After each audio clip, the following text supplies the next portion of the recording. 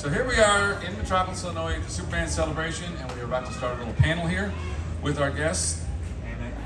Yes. Look at that, you got it right. Perfectly. Anais Fairweather, who coincidentally shares a birthday with my wife.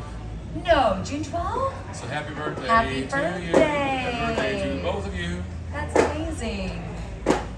Anais is an actress and producer known for DC Superhero Girls Hero of the Year, Lego DC Supergirl's Brain Drain, and Lego DC Supergirl's Supervillain High. She also voiced Jemica from the Powerpuff Girls.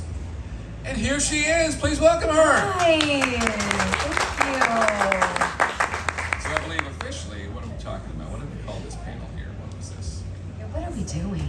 It was called Super Voices. Super Voices. I think we have a lot of room to just expand on that, but yeah.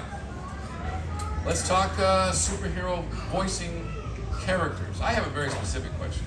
Yeah, please. Now, in this day and age versus, I don't know, 10, 20 years ago, maybe even farther back, you would think that a lot of people, if they're voicing a show, would all have to be together, same studio, same room, same time. Yeah. I'm betting that's not really the case. It's not, no. When I was doing the voice for Supergirl for most everything, sometimes randomly there'd be another person there to work against or work with. But usually it's just you in the booth, and you can see the voice director and the writer, and then sometimes you're just voicing to the page. You don't even have an animation. And then other times, like when I worked with Powerpuff Girls, there was all of the Powerpuff Girls, and we all got to work together. And sometimes you'll see the animation, and otherwise when you get like the audition, for instance, all you get is the picture of the character, and sometimes it's like a rough sketch. It's not even fully realized yet. And then you decide what that character sounds like. And it's usually based around the emotional world. Okay. Yeah, of the character. My next question went right out of my brain, so go ahead and vamp for a second. Which I think, oh yeah, go ahead. No, I think it has to do with the characterization. I asked a voice actress one time who had been on Broadway. I said, what was it like to, have to voice in essentially a cube sometimes when you're used to projecting to an entire theater?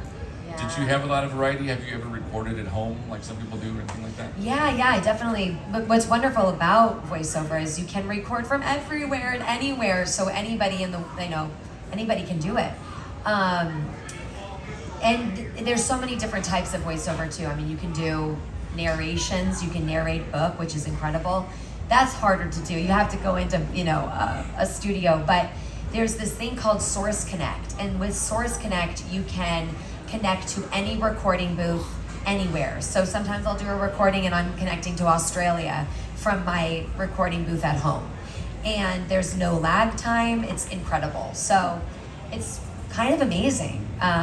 Voiceover is kind of an amazing gig. Yeah. Did you find it more or less equal if you were recording with more people? Because, you have to be aware of overlap. So if it's a scene where there's a lot of fighting and stuff, do you do yours? Okay, shush, now you do yours, or do you interplay? You have to be very cognizant of not stepping on anybody's line, and sometimes, there's still inflection or sound coming out, and you have to that's what's kind of a beautiful thing about when you get to work with people, is that you get to play off of their, but as they say, acting is reacting. You're not all by yourself. You're with somebody else. You're reacting naturally off of what they're giving you, and that's what makes somebody great, is people who are great listeners. And so when you get the opportunity to record with somebody else, it's amazing, because then everything is much more natural and funnier. You can play off each other, and a lot of voice actors have such great senses of humor, which a lot of comedians do it.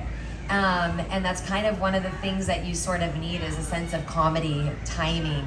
And so it really is wonderful when you get an opportunity to work with people, but you have to be careful not to step on their line or their last little inflection of their last little bit, but also not feel like there's a lag, because so much comedy and humor and what brings things to life really is the timing. And you don't want, the energy can drop so much if there's just even the smallest lag sometimes.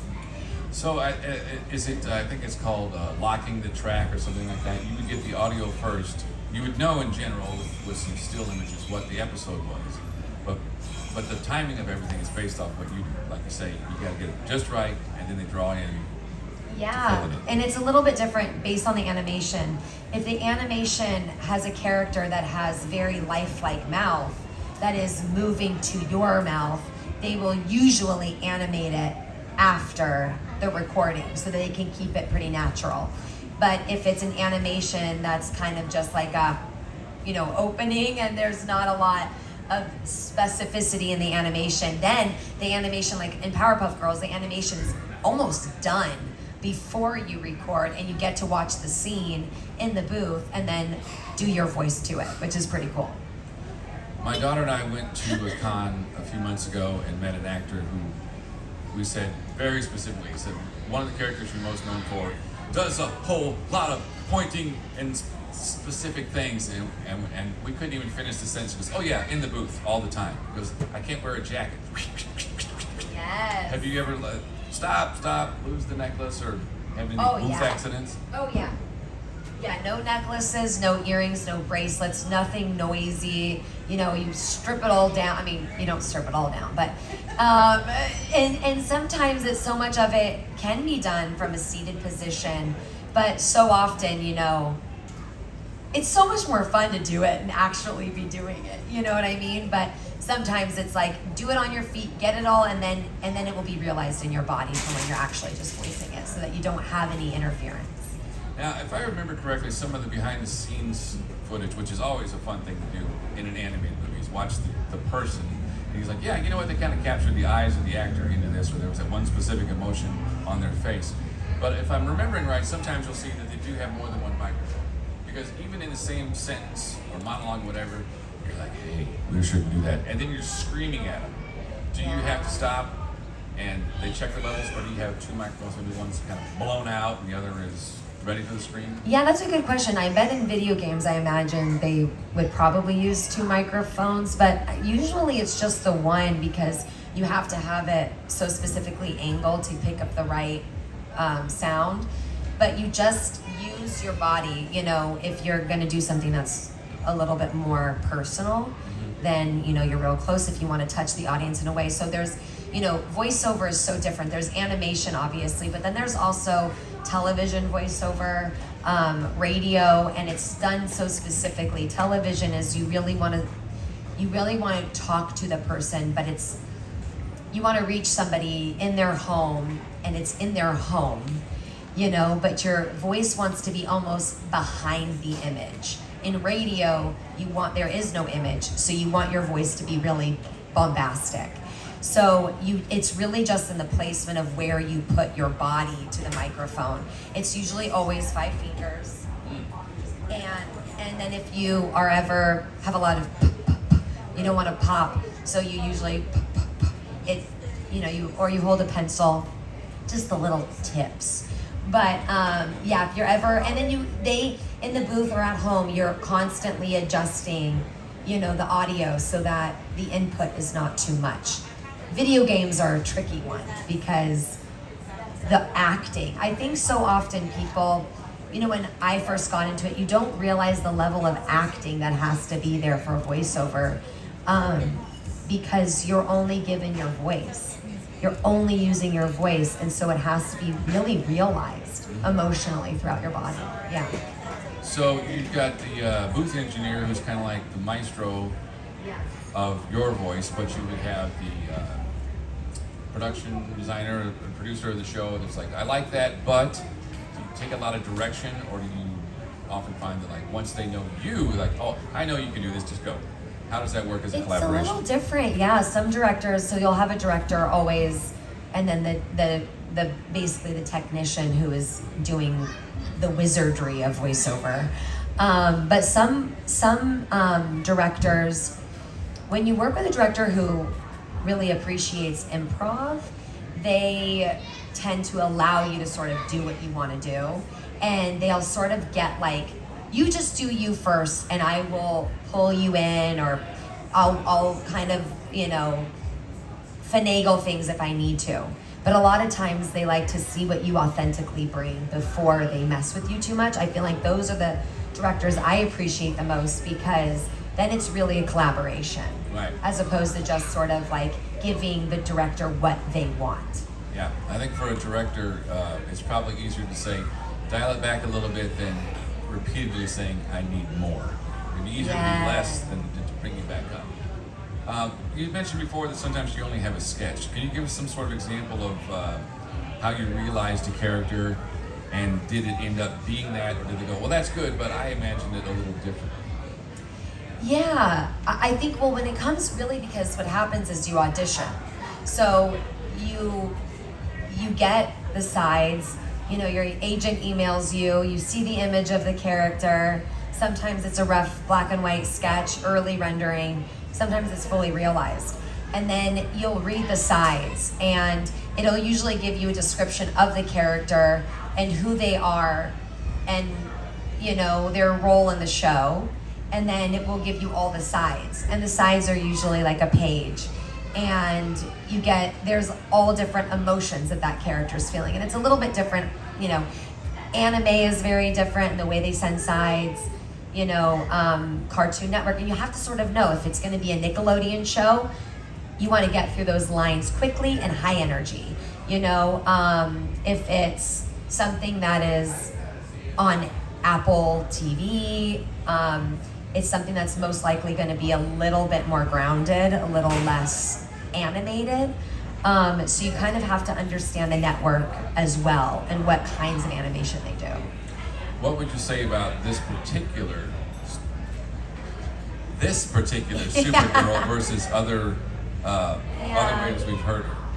Because this is one of those super high really fast and high energy. What was so exciting about this specific one was it was really the first time that DC superhero girls had a platform, and it was the whole it was all of the girls. And what was so wonderful about doing that, it was that they wanted the human experience. You know, these girls were going through puberty, and they were in high school, and they were nervous, but they were the girls who were really confident, who had been there before. And Supergirl specifically had just arrived and was feeling insecure and needed to find her community, and she needed to find power and friendship. And I think what was so beautiful specifically about DC Superhero Girls was that really was at the forefront of the writing and the animation, and the experience was, let's not only empower young girls to see themselves animated in a comic book universe, but also let's give the heart of what it feels like to be a young girl coming of age. And I think that they really did such a great job in the storytelling and the animation altogether, and the way that they looked like young girls. You know, it felt natural and real, which I really appreciated. Yeah. More than just her, but like Harley was in the thick of it, and she was a bit odd as expected. But this is like a hopeful microbubble, because the good guys and the bad guys are together. Yeah. Before it all goes sideways. Which is how it is, right? When we're young, we're all buds, and then something happens, and we feel like we have to make choices that may not be true to who we are really truly on the inside. You know, that is what I love about animation, and what I love about these kinds of conventions and celebrations is we all get to be connected to something that has always been true to us. I mean, it started as children, and that's in its purest form so special and so creative and engaging to say we all loved the same things as kids and we still love it today. I mean, I don't think there is anything better than that. Did you have, with the emotional aspect, did you ever have an experience reading where it was too much? It was like boiled you over with joy, or it just really gripped you in a real way and that informed your performance? Was it ever difficult? So often, you know, well, I will say with Supergirl, what connected me so deeply to her was in the audition. I mean, you get a page, again, you get like 100 words. And in 100 words, you have to give, and it's not even, probably less than 100 words, lend your authentic self to the character. And in the dialogue, she was saying goodbye to her parents. And they didn't know they were sending her to Earth to protect her because they knew things weren't going to be great for them. And saying goodbye to your parents, I mean, it's like, you can't help but well up, and it's times like that when you get writing for animation that is like, this is a true human experience and I get to do that. That is such a gift, because it's so often we watch animation because it's light and fun and creative, and we can be like kids eating cereal watching it. But to have an animation that was truthful was really wonderful. And then, getting to do Jemica, she was coined as the coolest girl in the universe. And I was like, yeah, got it. Perfect. And that was super fun. And then she ended up turning into the most powerful woman in the universe, which was, how cool. So cool. So do we want to take some questions or move into Yeah, if anybody has any questions. Over here? Yes. How did you start in this career? Set out to be a voice actress, or did you fall into it?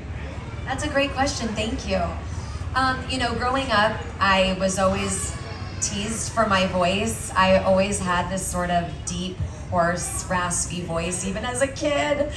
And I always secretly wanted to be an actor, but because my brother particularly, and all my crushes, every boy I liked, would make fun of my voice, I thought, well, I can't do that, because to be an actor, you have to use your voice and be on camera and be on stage. So I went into journalism, and I thought that that's what I was going to do. And then I realized I did not want to do that. The newsroom is a very difficult place. Hollywood has been a breeze in comparison. And so one day I just finally confessed to my mom that this is what I wanted to do. And she said, go, do it. She didn't even flinch. She had just spent all this money for me to go to college for 4 years. And I was pivoting. And it was the most important moment of my life that she just immediately supported me. And so from there I went and I studied acting, and I went to the South Coast Repertory Theater, which was near my house, and I took classes. And that is something that I really believe in, is if you want to do something, learn about it. Learn about it, learn about it, learn about it, study it, educate yourself, because there's no power like education and like information. So this is a long story for a small, well, it's not a small question. So I started taking classes, and then I got introduced to the Upright Citizens Brigade Theater in Los Angeles, which is a comedy theater just like Groundlings and Second City. It's where a lot of people from SNL come from, and any comedy writers for any television show or late night show, they all come from these comedy theaters. And so I started there, was performing, started writing, and in that time I was seeking representation, and agents came out and they wanted to sign and work with me. And I've been with the same one for voiceover and commercial work for, probably 15 years. And so then they just started saying, we're going to start sending you out for voiceover. And I was like, really? Because again, I thought I was, the first thing that I ever booked of a short film, they said there was a stack of headshots, and they said, we chose you because of your voice. And I was like, what? I thought I was gonna have to hide this. And so I think for young people today to really understand that a lot of times the thing that you get made fun of for, or the thing that you feel like you have to hide about yourself because it stands out too much, is usually always the thing that makes you special and the thing that you should be embracing. I've said, you can't, literally anyone in LA who's in this industry will agree with that statement. They've said it before, and it's just, that's really what I hope anybody ever hears, is really what makes you unique and special is the thing sometimes you're trying to hide. It's a very interesting concept that we're all supposed to fit in by standing out and stand out by fitting in. I know. Who am I? Well, you just be you, and your audience is waiting. I took voice lessons years ago, and my teacher said, don't worry about what song you think you want to sing. There's a repertoire waiting for you once your voice finds itself, and then there'll be an audience that wants to hear those. Yes, that's exactly right. Yeah. Another question? Oh, and I'm just going to I'm going to interrupt you for 1 second. I tried to say this before, but I'm going to repeat your Supergirl. question so everyone can hear it before you answer. Oh, So great, go ahead, please. great idea. At what point did you say to yourself, you said you had a sound booth in your house? Yeah. Did you say, hey, I'm in it for the long For the long haul. At what point did she decide she was in it for the long haul? For example, she has a sound booth in her house. Let's go. Yeah, I think part of that is, once I started auditioning and started, there was some definite movement with booking things, I thought, okay, this is something that's happening and I can do it from home. And when I realized I wanted to have children, it's like the best industry because you can work from home. So, again, with education and learning, so much of it is investment in yourself. And a lot of times people really want to do something, but they don't want to spend the money on the thing that they love the most in the world. And it's a wild thing that we do that, we try to not say, this is what I want and I'm going to invest in myself. And so I think around that time, I think I'd probably been auditioning for maybe a year, 6 months to a year, when I decided I'm going to get my own. And you can make a booth anywhere, like it started in a small closet. I soundproofed it, got a good microphone, and then it upgrades. Then the more work you book and stuff, then you get a better microphone and you get a bigger closet. And so you really can do it. I mean, you could even stick a microphone in between clothes in your closet. And sometimes, like if I'm in a hotel, that's what I do if I have to record when I'm traveling. It's kind of epic. And some of these, even sometimes if you just get an attachment for your iPhone or I guess a Samsung, I don't know, those phones are too smart for me. It's amazing, these little mics can pick up pretty great quality as long as you don't have interference. So clothing actually works really well. This Supergirl has a question. Thank you for your question, sir. Hi. She would like to know what is one of your favorite parts you ever did. What is one of your favorite parts you've portrayed? I love this question. Well, I have to say, right now I'm doing a play in LA, and it's my favorite role I've ever done. So that is, I think, number one. It's been so much fun. But I have to say, probably doing Jemica was really fun because she was just so confident, and it was like the most fun ever, And it was like, it was so fun to play somebody who was like kind of being sneaky, but she was also like desperate for friendship. So I think Jemica was probably my favorite, honestly. It's with Powerpuff Girls.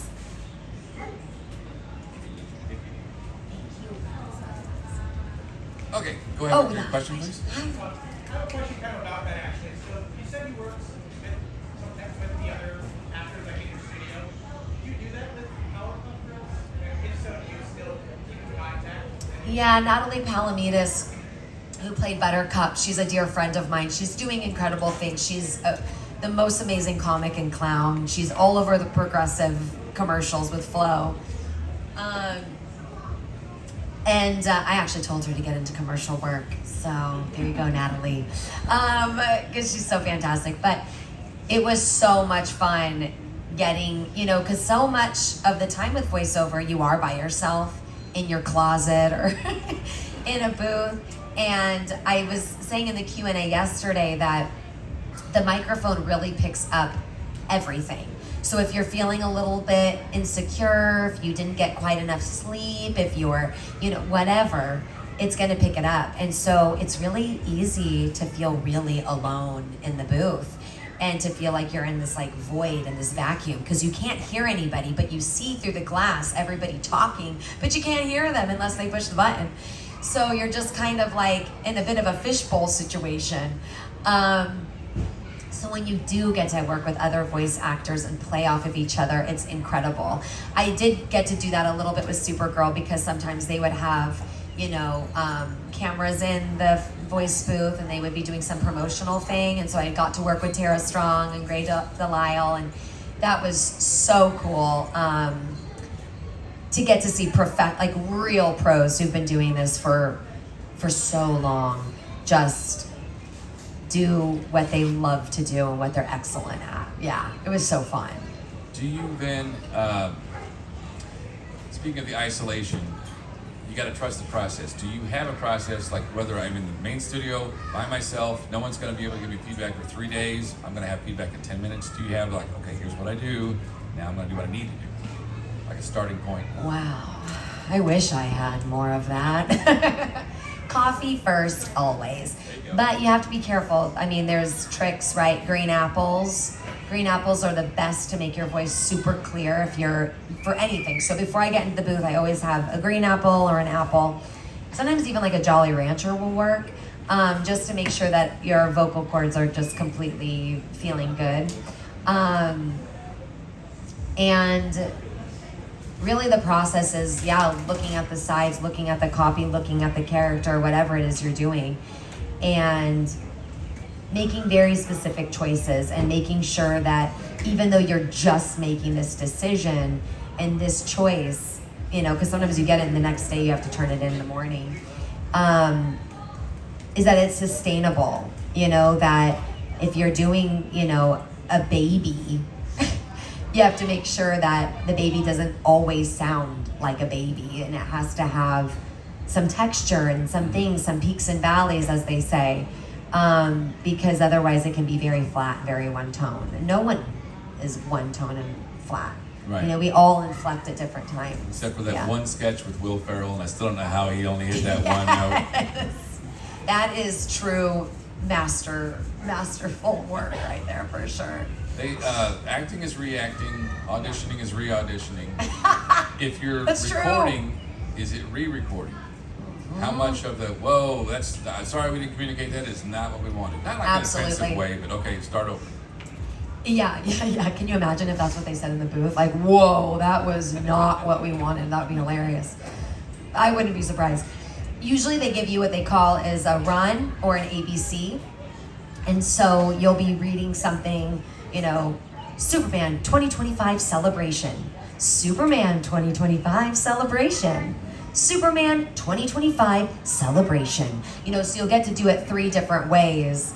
And then they can say, oh, we really liked B, do it a little bit more like that. And then they'll give you some direction in the way that they want to do it. But usually it's such a specific role to be a director, because you have to make sure the person in the booth feels totally comfortable and that you're very clear in your direction, because once there's confusion, you know, it's the worst. Oh yeah.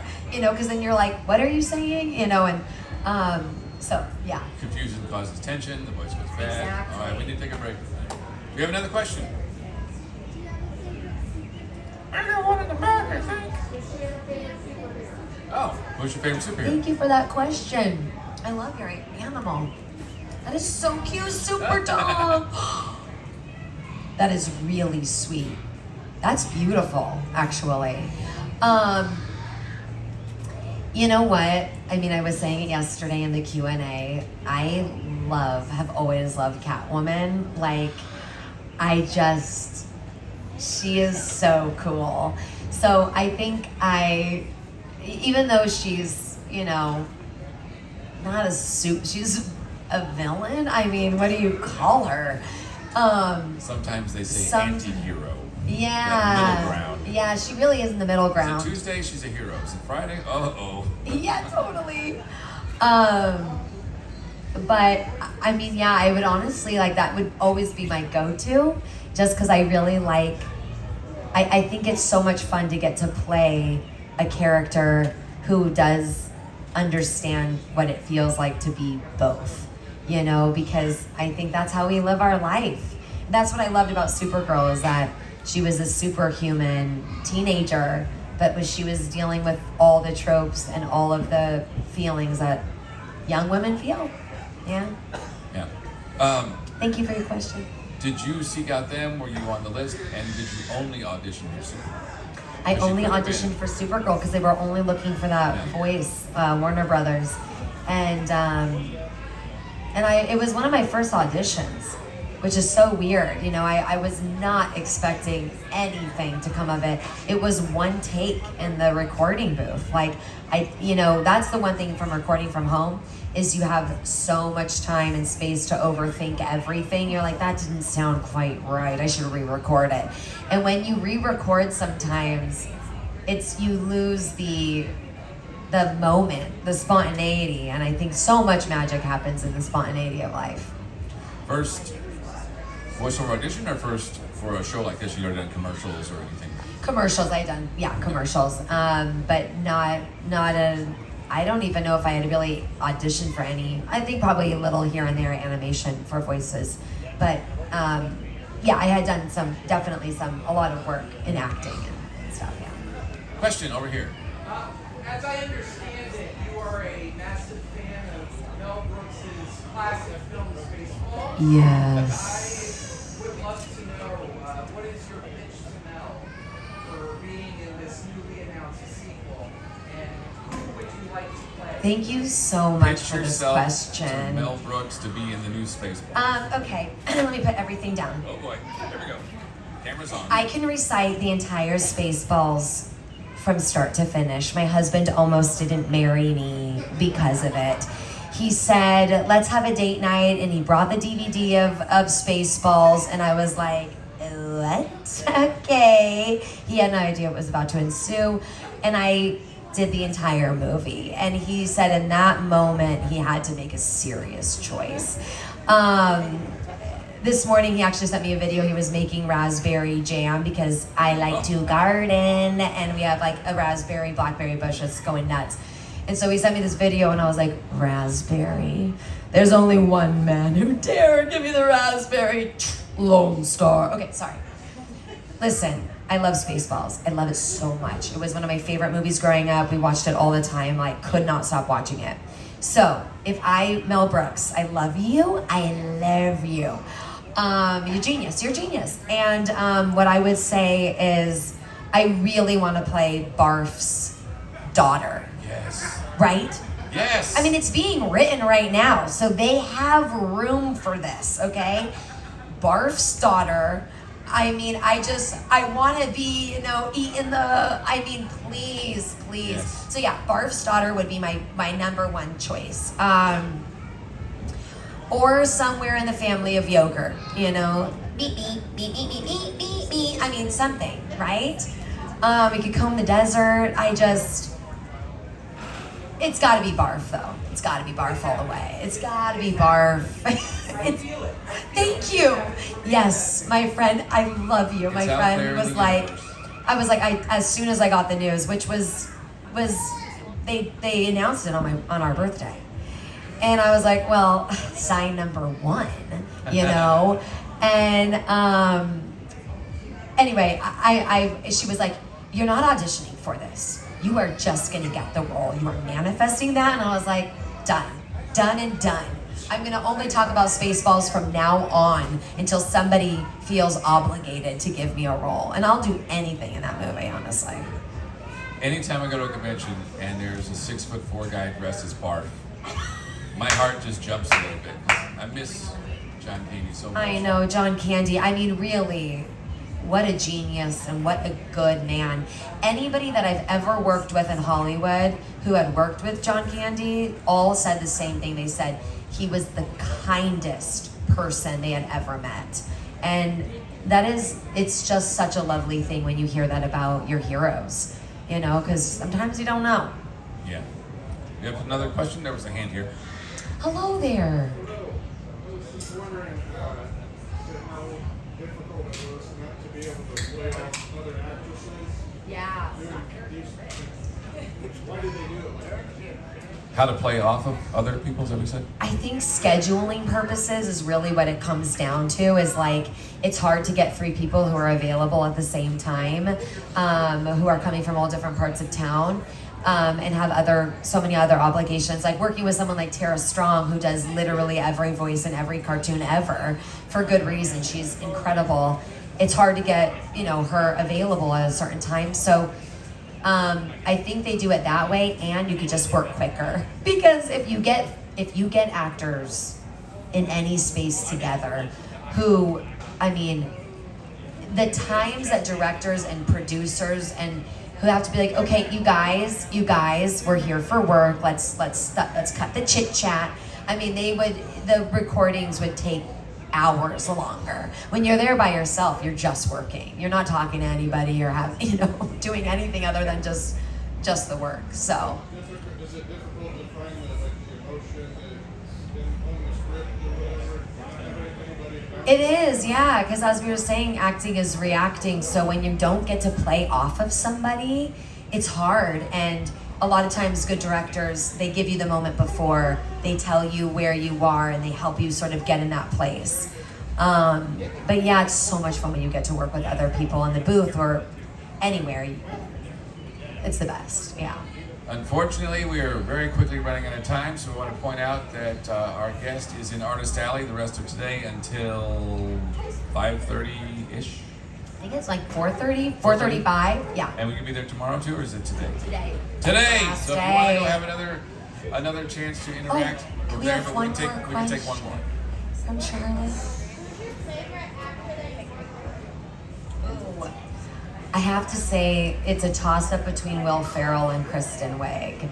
Will Ferrell is a gem of a person, truly, like what we were saying about John Candy. He is so kind, with such a warm heart, and so gracious. And he's one of those actors where even if he's not getting coverage, like if the camera's not on him but it's on you, he stays and gives you just as much as he gave you when the camera was on him.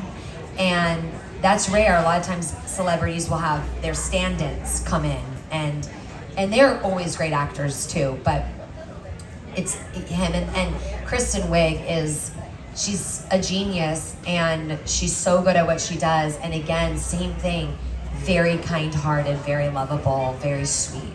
Yeah, very giving. I think we need to wrap this up. It's unfortunate, but this has been a Thank great you all Q&A. so much. I really Wonderful appreciate it. chat. Thank Anais you. Fairweather. Thank Stand for a selfie with the crowd.